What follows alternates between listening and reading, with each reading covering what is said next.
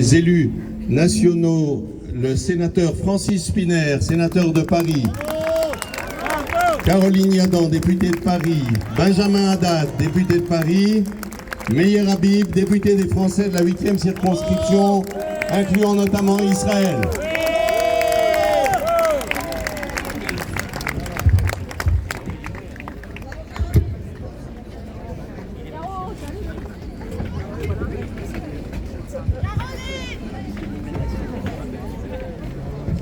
Je suis heureux de vous voir et je suis triste de voir tous ceux qui manquent. Où sont les professionnels de la Ligue des droits de l'homme? Où est Amnesty International? Où sont les femmes féministes qui luttent contre le viol?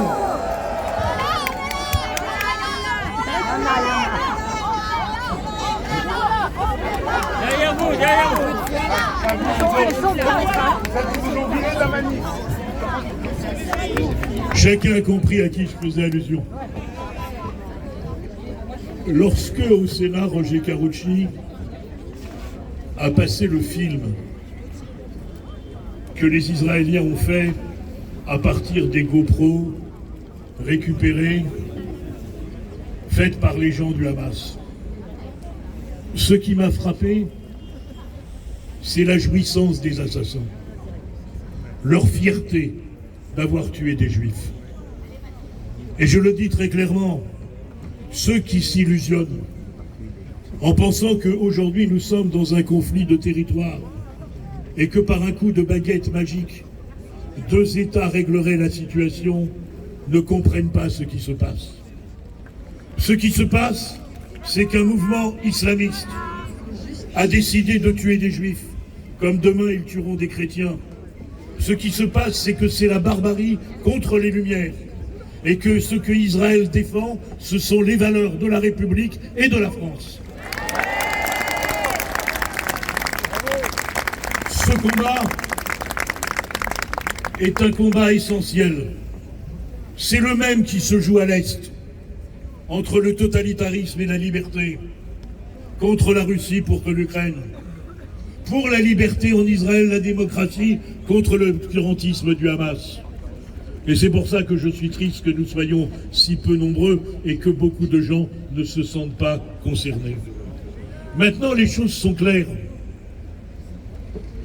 À ceux qui exhortent au cessez-le-feu, c'est-à-dire à une forme de capitulation d'Israël face aux défis du Hamas, il suffit de leur dire mais que le Hamas libère les otages, que le Hamas dépose les armes. Ceux qui tuent à Gaza, ce sont les dirigeants du Hamas qui refusent de se rendre. Ceux qui tuent à Gaza, ce sont ceux qui refusent de libérer les otages, c'est-à-dire des innocents qu'ils ont pris dans des conditions monstrueuses et scandaleuses. Alors on me dit que Israël est en train de perdre la bataille de l'opinion. Alors, je vais vous dire ce que disait un vieil avocat corse. Il vaut mieux avoir affaire aux gendarmes qu'aux curés. Il vaut mieux avoir la condamnation que les condoléances. Mais il faut que chacun se mobilise pour que les otages ne tombent pas dans l'oubli. Il faut que chacun rappelle ce qu'est le quotidien des otages. Le quotidien de ceux qui sont aujourd'hui prisonniers, ce sont les violences, les abus sexuels, c'est l'angoisse, c'est la peur, c'est la famine, c'est l'incertitude de ce qui va se passer. Ce sont des traitements dégradants et inhumains. Voilà ce que vivent 3 de nos compatriotes. Car je rappelle qu'il y a toujours 3 Français en otage. Et je regrette que Madame Ernotte, responsable de France Télévisions, ne donne pas les noms de ces 3 otages tous les soirs au journal de 20h. 45 de nos compatriotes ont été tués. Cette affaire ne concerne pas que les Juifs de France et du monde. Elle concerne tous ceux qui ont une certaine idée de ce que doit être la dignité humaine, de ce que doit être la paix, de ce que doit être la liberté de penser, de chanter, de danser. Ce n'est pas par hasard si on a attaqué le festival Nova. Tout se tient.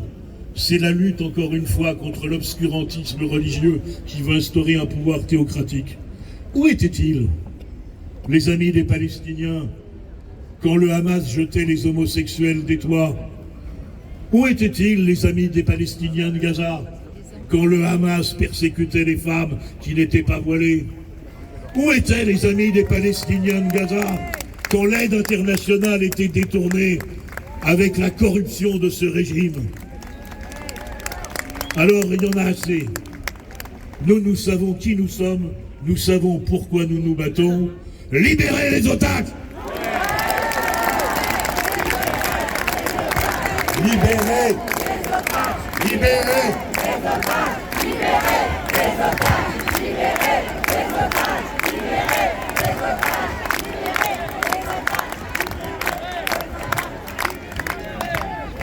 Mes chers amis, Chaverim Yekarim, Achim Yekarim,